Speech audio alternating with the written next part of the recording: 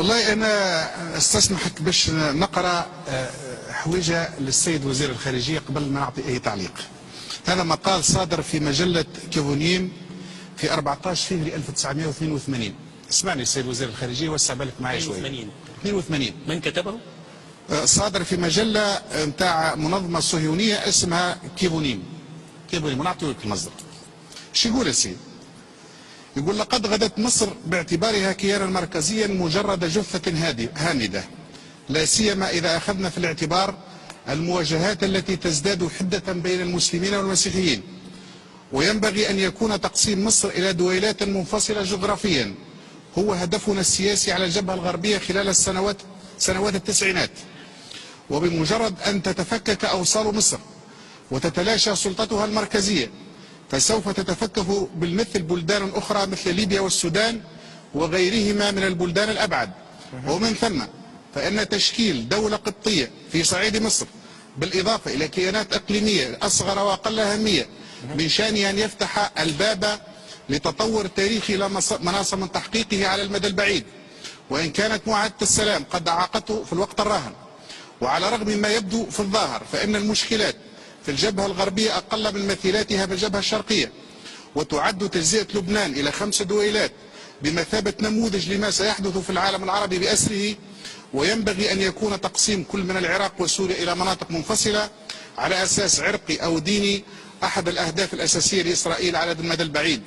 والخطوة الأولى لتحقيق هذا الهدف هو تحطيم القدرة العسكرية لهذين البلدين، فالبناء العرقي لسوريا يجعلها عرضة للتفكك، ما قد يؤدي إلى قيام دولة شيعية على طول الساحل ودولة سنية في منطقة حلب وأخرى في دمشق، بالإضافة إلى كيان درزي قد ينشأ في الجولان الخاضعة لنا، وقد يطمح هو الآخر إلى تشكيل دولة خاصة، ولن يتم ذلك على أي حال إلا إذا انضمت إليه منطقة حوران وشمال الأردن. ويمكن لمثل هذه الدولة على المدى البعيد أن تكون ضمانة للسلام والأمن في المنطقة وتحقيق هذا الهدف في متناول يدينا.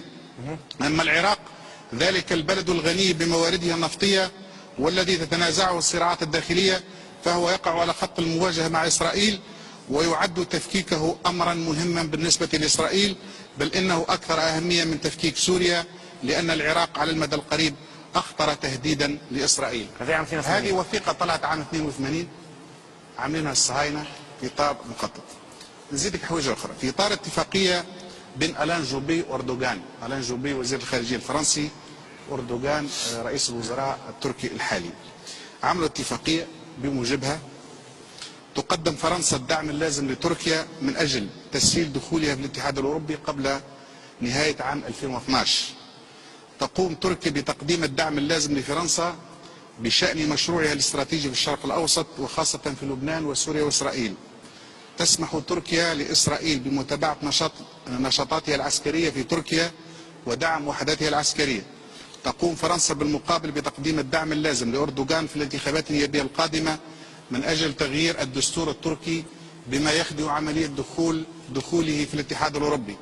خامسا، تسهل تركيا عمل المعارضة السورية من خلال استضافة اجتماعات المعارضة السورية في تركيا، وذلك تحت إشراف فرنسا الممثل للاتحاد الأوروبي. سادسا، تقوم تركيا بفرض مجموعة من الضغوطات على النظام السوري من أجل السيطرة على منطقة الشرق الأوسط وإسقاط نظام الأسد الفاسد والرافض لعملية التغيير في الشرق الأوسط.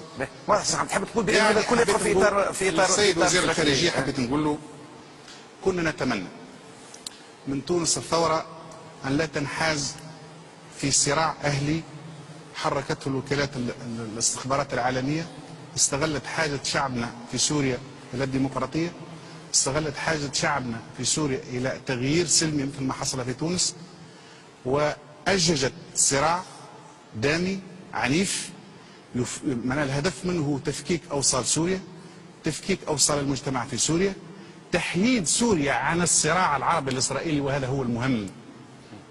تمنيت من تونس الدولة بعد الثورة أن تقوم بدور إيجابي من أجل أن تساند عملية التغيير السلمي مع المعارضة اللي ما هيش مرتبطة بوكالات المخابرات الأجنبية. ولكن للأسف الشديد أن تونس أول من أطرد السفير السوري، وتونس اول من استضافت مؤتمر اصدقاء سوريا، هذا اللي يسمى مؤتمر اصدقاء سوريا اللي انعقد امس في مراكش باش يزيد يكمل الطبخه.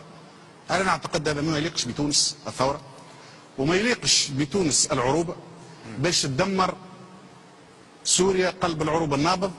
قال شنو؟ قال الخاطر نحبوا نعملوا ثوره. الثوره راهي تغيير ايجابي مش ارتكاس الى الوراء، ومش كل عنف ثوره، مش كل عنف ثوره يهديكم.